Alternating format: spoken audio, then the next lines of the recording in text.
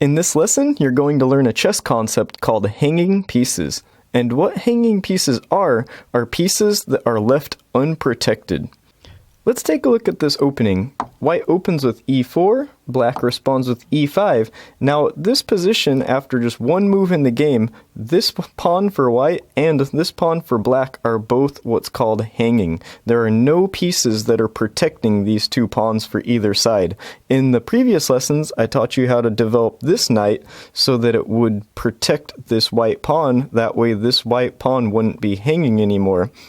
This black pawn, however, would still be hanging until black decided to move again, and I taught you to have them move their knight out to protect that pawn. Sometimes if this opening happens where you move e4 and your opponent moves here to e5, instead of moving a piece that right away protects this hanging pawn, it's kind of fun to move your other knight to where you get a piece that's attacking their hanging pawn. And sometimes with beginners, if you're playing someone that's not aware of this idea of hanging pieces, and maybe they're not looking at the fact that your knight can take this pawn on the next move, maybe they would move a pawn over here doing something silly, and they would allow you to then capture their hanging piece on the next move.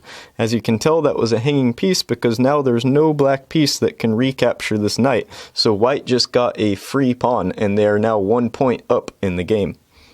So imagine you're playing the white pieces and you've gotten to a position where you're not quite sure what you should do next. Now if you start looking at this concept of hanging pieces, just start looking at the black army and start going with every piece and see if you can find one that's not being protected.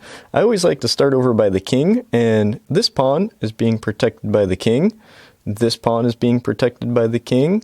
This rook is being protected by the king. This pawn is being protected by that pawn.